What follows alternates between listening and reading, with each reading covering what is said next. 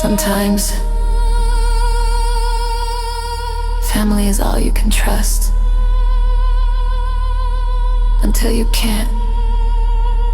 I woke up screaming again. The same nightmare, the same blood, the same mirror. 3 years, and I still see their faces. Zoe's lifeless body. Alex is screaming, Lily shaking hands as we tried to fight what couldn't be fought. And the sound, God, the sound of them dying echoes in my skull like it never stopped. My chest burned, my throat raw, and before I even realized it, my bedroom door swung open. Jamie, she rushed in and knelt beside me, wrapping her arms around me so tightly it almost hurt. Her warmth was grounding, but it didn't erase the panic clawing at my ribs. It's just another nightmare, I whispered, my voice trembling. She brushed my damp hair away from my face, her tone low, soft, steady. You were screaming, she said, what happened? I hesitated. My throat tightened and my chest felt like it was caving in. I couldn't say her name, not even here, not even now. It's stupid, I forced out finally. Just an old urban legend we used to mess around with in the dorms, that Bloody Mary thing, you know? She tilted her head slightly, her expression calm but searching. I kept talking before she could ask more questions.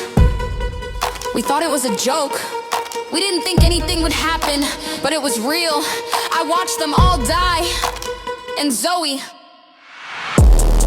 my voice broke and I couldn't finish. I dropped my face into my hands and tried to breathe through it. Her hand rubbed slow, soothing circles on my back. Jamie, it wasn't your fault. But I knew better. It was my fault. I was the one who said it first.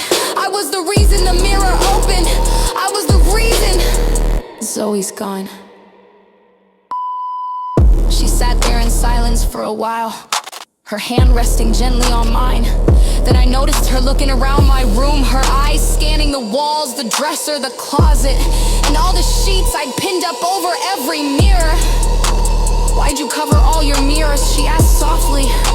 My heart stopped for a beat. I don't like reflections anymore, I whispered. Not after everything. She looked back at me with a faint frown, but when our eyes met, I froze. Her eyes caught the dim light in the room, and for a second, just a split second, I saw them flash red. The blood in my veins turned to ice, my entire body locked up.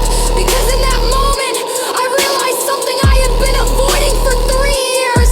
It's not just mirrors, not just glass. Even in the reflection of someone's eyes, she can see me.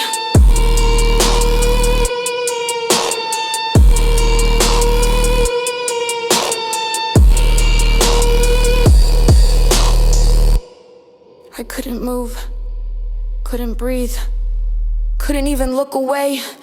She noticed the fear in my face and reached out, pulling me into a tighter hug, her voice low, soothing, almost hypnotic. Don't worry, little sister, she whispered. It'll be all right when you're in trouble, just say my name.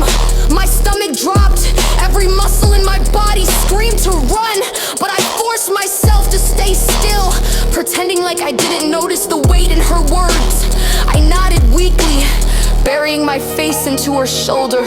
She held me for a long time, her breath calm, steady, almost unnatural. I didn't sleep after she left. I couldn't, because for the first time in years, I wasn't just scared of mirrors anymore. I was scared of her. I was scared of TDC.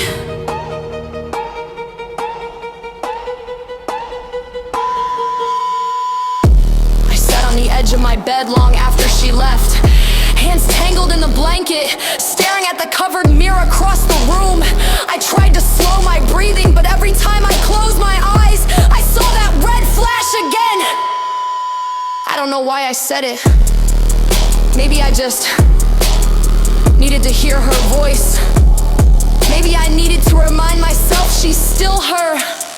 My throat tightened as I whispered into the quiet, Jessica. The sound of her name hung in the air, heavy, like the room itself was holding its breath. A few seconds passed before I heard her soft reply through the door, muffled but warm. Yeah, Janie. I swallowed hard, forcing the words out before I lost my courage. I love you.